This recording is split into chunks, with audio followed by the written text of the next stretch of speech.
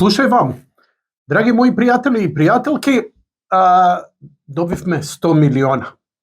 Не ја, не Медиумов, не ни подкастов доби Македонија. О, каква гордост, но не доби ни Македонија, официјално доби Македонија и дадоа на владата Европската унија, значи официјално го доби заемот од ЕУ од 100 милиони за справување со последиците од руско-украинската војна.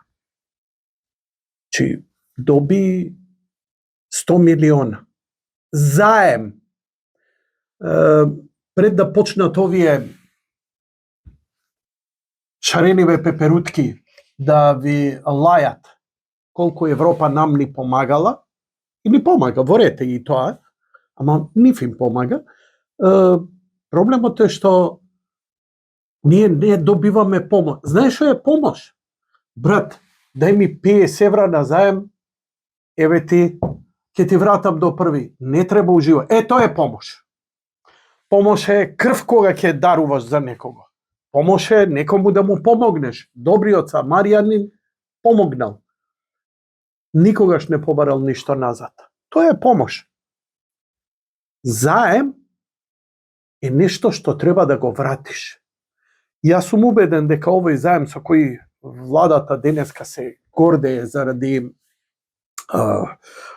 што го добила, знаеш како, напумпани се ко пештански кваса, па видех нас како не поштуваат, ваму таму ни дадоа 100 милиона за справување со кризата. И пази каква мутна дефиниција е ова. Што за справување за кризата? Социјална помош за луѓето кои не можат да преживеат до први, лекови за оние кои нема за цистична фиброза, социјална помош, ефтина храна. Не бе, брат, за електрични возила ќе отидат, затоа што ден пред ова да го објавија дека владата дала уште 40 и не знам колку милиона за фабриката во Тето. Која бре црна фабрика? Мислам, за НЛО ли збориме? Каква фабрика за електрични автомобили? Дај објаснете ми, покажете ми го макар проектот, го има нацртан Јанко, не ади мушмули да не речам гомна, оти срамота е, нели?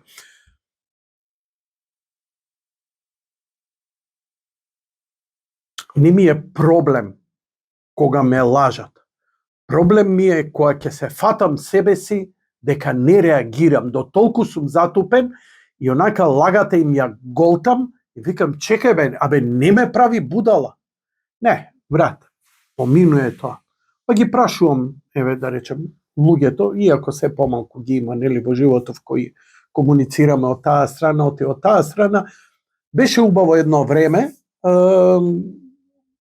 затоа што и покрај спротиставени мислења имаше еден шуплив простор кој го пополнувавме и го викавме почит.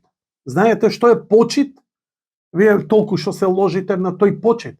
Значи, постои љубов и постои омраза. Оној сегмент помеѓу љубовта и омразата се вика почит. За мене тоа е млака вода, ама општеството некако бара, а вие што глумите бонтон, па и барате такво нешто. Многумина нешто се соблади. Каков примитивизам имало во Приштина, се степале. Се степале. Парламенти, кај што се искача, се делат чамари, кај што таму има сериозна борба и сериозна демократија. Едни од најголемите демократии се во Грција, се во Британија, па можам да кажам дека и во Турција, каде што многу жестоко, може би е примитивно, ама знаеш што, јас сакам да се тепате во парламент, не сакам да се тепате по улици, не сакам да се тепате по граници со други земји.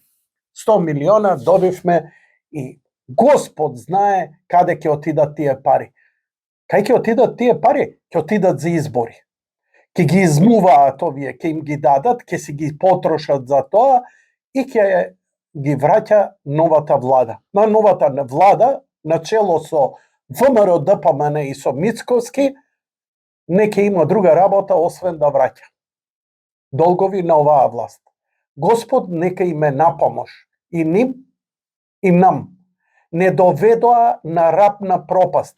Уште во она ароганција, оној никогаш од народ избран, никогаш на избори излезен Ковачевски, вели да не бевме ние, цената на струјата ќе беше 100 пати поголем. Од джеп ли ги дадебе парите, бе, пеземек? Со проштењем на ова парите. Па ако е за така, претходната влада на ВМРО ДПМН колку даваше за субвенции? Па ако вие сте славни, главни, битни, добродетелни, овие беа богови од Олим за вас, бе. 100 милиони у ветер кој Македонија ќе ги враќа. Ма, слушај, ова е гола вода. Сега ова го збориме затоа што е вест, нели? Помеѓу она дадовме 50 милиона за фабриката во Тетово за електрични автомобили. Леле, мајко ми се плаче. И поминува. Каква стока сте што поминува ова кај вас, што го голтате. Ама ве разбирам. Ваша партија, ваши се, имате интерес, се ќе прифатите, па и собствени деца да ви страдаат, како што веќе страдаат, и све прифаќате, само што вашата партија го прави тоа. А вашата партија го прави затоа што кој го прави ова овдека во Македонија? Не го прават они само. Дури не се ни способни за таков организиран криминал за крадење. Ниф им треба дуи за да можат да го спроведат се во ова. Дуи бар имаат муда, бре, брате, бе. Ке се тепаат, ке се пукаат, ке се направат и ги бива во тоа. Тешко нас со кого си имаме работа. Справување со кризата од руско-украинската војна треба да е, таа помош треба да е социјална, треба да е за луѓето, треба да е за гладните, треба за оние што не можат сметките да се ги платат, треба да е за оние кои не можат да скрпат први со први, треба да не можат оние кои не можат им исклучуваат струја, вода. Ние денеска сме скоро 40 степена Целзиусови, јули месец, прекрасно време, извинете. Ама јас се наоѓам во подрумска просторија, скоро 2 метри под земја, Боже ме прости, па ке идеме сите таму. Ама не може од сите, кои у социјален стан се цврчи и така натаму. Пред некој ден напишав, му честитав на Мицковски, лидерот на ВМРО ДПМН, како иден премиер на Република Македонија, ми замерија, па многу ти си фатил страна. Извини, јас сум фатил страна. Треба да сум глуп да не видам. Прво, ги гледам рейтинзите на ВМРО ДПМН, рейтингот на Мицковски и ги гледам странците. 3 фактора човек треба да наблюдува за да му биде јасно дали ќе има избори и какви ќе бидат изборите. Едно да ви кажам, рейтинзите, кога ќе се утврдат, потребно е година дена за промил да се сменат. Ова ми го кажуваше кај мене во емисија човек кој се занимава со рейтинзи и статистика и вери дека трендот на драстична промена на статистиката скоро никогаш никаде нема. Освен имало, например, за 9.11. Рушењето на кулите во Њујорк. Тогаш имало сосема различно драстичен преку ноќ пад или раст на одредени личности, персони, владата и така натаму. Значи, СДСМ, ВМРО, Ковачевски, Мицковски и странскиот фактор. Ни рекоа дека ќе сме останале изолирани ако не прифатиме промена на уставот дрн јариња. Дали 6 месеци, година, дена, тоа е и небитно.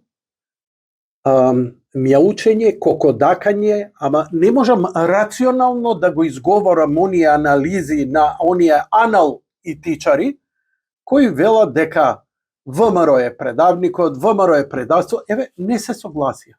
Лани ова време имаше протести пред владата. Се сменили ставот, се направи. Се сеќавате ли дали само колку анализи и тврдење имаше, готово е, се договорил, се продал, ќе подпише, ќе договори. Не се случи. И нема да се случи. Тоа е еден од факторите зошто странците притисна на посети во ВМРО-ДПМН. Ние не гледаме странец да дојде во СДСМ, ние не гледаме странец да дојде во владата на Република Македонија, а ми зборат за изолација.